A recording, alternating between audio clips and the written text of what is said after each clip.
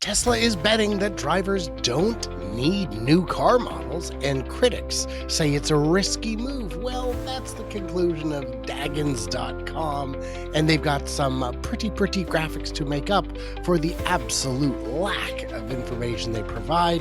They've got a lot of dots here. They're trying to connect them, and I'm just not convinced it's how it works. Let's take a look at it and see what we can figure out. I'm Brian. Welcome to Futuraza.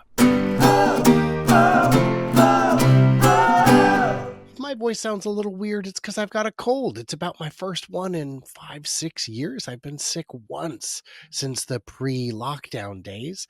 This is my second time. It's not fun. I'm not a fan. 1 star. Not gonna recommend it. Hey, what do we got here? This is an article. Tesla bets they don't want models. It's a risky move. This is heavy on the graphics, light on the actual information.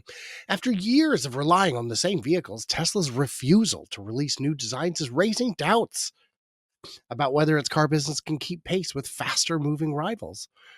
Okay, you know what? I'm gonna give you a couple of freebies here. The Chinese brands do release tons of models. That's effective for them. They don't have a perfect car. Now, you could argue that the likes of Xiaomi or Huawei really try and dial it in. Fewer models, better models, popular cars. The Xiaomi U7 has sold 500,000 units already. That's a pretty hot launch for a young brand. So maybe that's true, but let's get back to this. Refusal to release new designs? Sure. The Model 3 changed everything. That's okay.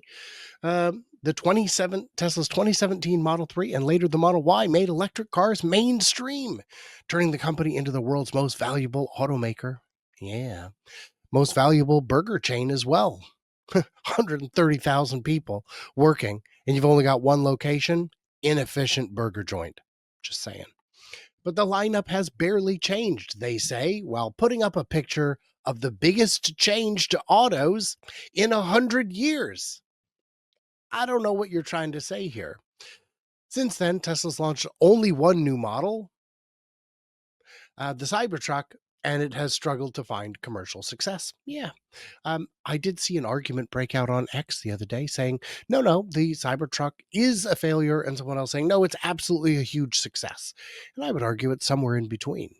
The volume is not what we had hoped for or expected, but the price is much higher than we were anticipating, even when accounting for inflation. A shift in focus with a picture of Optimus. Fair. Musk now appears more invested in self-driving taxis. Isn't that a new model? And humanoid robots than in updating Tesla's traditional vehicles. Traditional. There you've said it. If you wish to escape from the confines of an automotive segment company, you do so by not being an automotive company any longer. I mean, that seems reasonably straightforward. Promises that never arrived. The Roadster. Yeah, that's been real frustrating. I made a video maybe 3.5 years ago explaining why the Roadster wasn't coming anytime soon. Low volume, that's difficult to justify.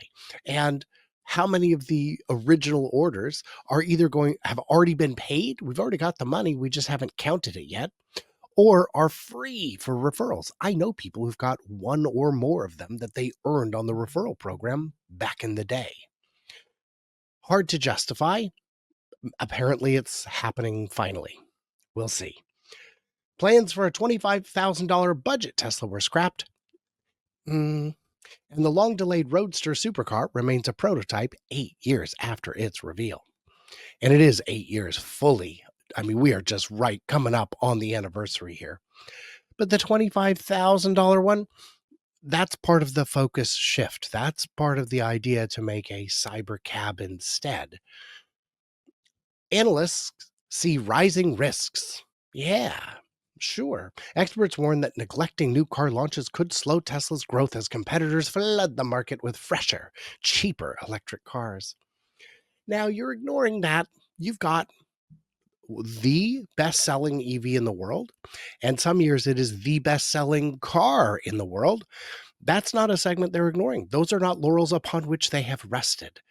The Model Y was refreshed. It is a much different car. than it was just a year or two ago. The Model 3 got a big refresh as well. The S and X had big refreshes. They're different cars. If you bought one when they first came out versus today, it's a completely different car. And they're all better value propositions. You can get a Model 3 standard, the less premium one, now for far less money, even without factoring inflation in, than an original Model 3. That's more car than you were getting back then. Okay, you've got cloth seats instead of fake leather, but fake is fake. What else is missing? I guess the sound system is this much worse. Everything else is vastly better for less money. That's something people like. Too few redesigns. Now, while I will agree with you that the Model S and X refresh were not quite as refreshing as I may have hoped, Tesla hasn't fully reworked a model in nearly 2 decades. That's a lie. While most automakers refresh designs every 8 years or less. Yeah, 5 to 8 years is a pretty standard cycle for an all new 2027 Honda, whatever. 50% of parts are new on the Models 3 and Y. Over 50%, over half the car. They changed the suspension, they changed the tires and wheels, they changed all the glass, they added rear infotainment. The whole interior is new. I don't know what you're talking about. It's a new car. So that's just a misunderstanding, I suppose, of how cars work. I mean, even along the way, before the refreshes, they were changing how the structure was put together with castings and whatnot. The smartphone strategy must treat cars like iPhones, products that evolve through software updates rather than visible redesigns. Yes, yes. What that means is that if you bought a car 2 years ago, it's still getting better. The Model Y that I bought in 2023, I'm not stuck with what it was when I got it. I've gotten dozens of updates. I was annoyed that the backup camera didn't have a wide angle field of view, and now it does. Over the air, didn't even have to ask for it.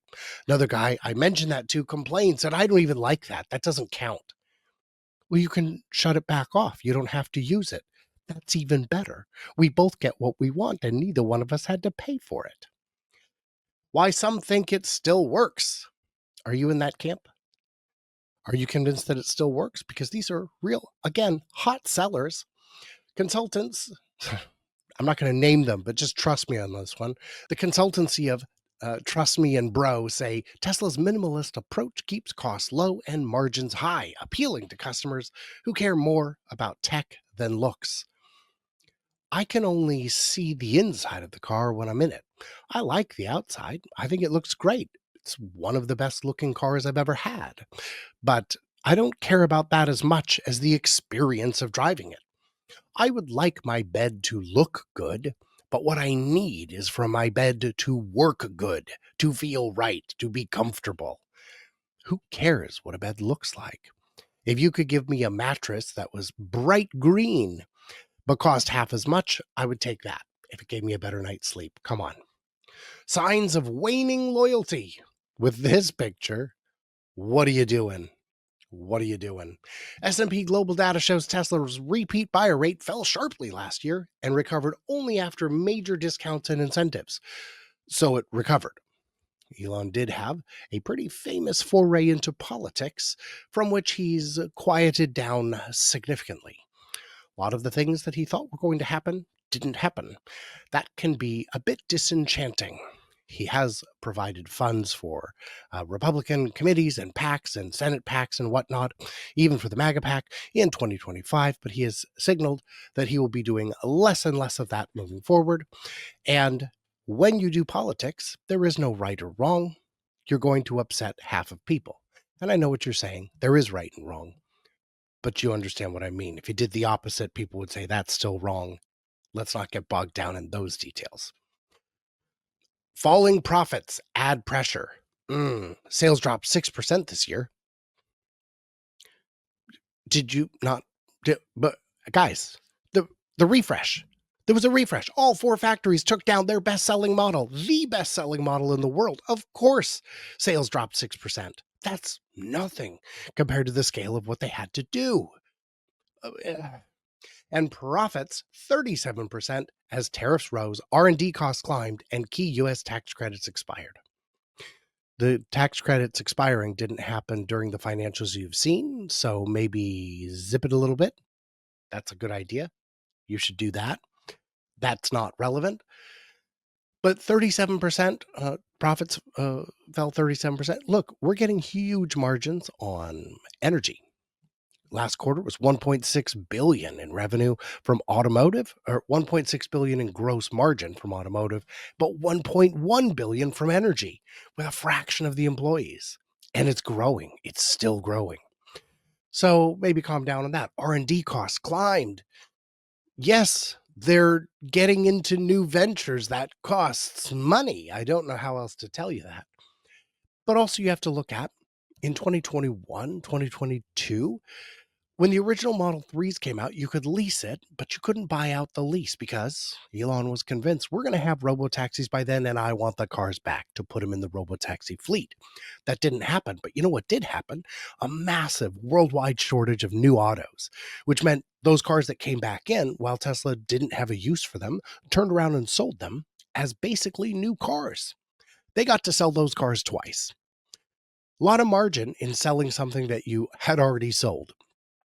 That's not something you can repeat forever. Rivals are racing ahead. Now, Chinese brands like BYD launch models every 2 years, a speed that could leave Tesla paying the price for standing still. This article is made and published by Asger, who may have used AI in the preparation. I'll say, do you think so? Now, frankly, the article wasn't that bad, but do you think, that's what I'd like to know, that this article is right? Is the too few models approach killing them? I do see a lot of people in Europe saying, I really need a smaller car. I get it. People in South America and parts of Asia saying, really, for real though, a small car would be nice. And I see people saying a bigger car, a van would be nice.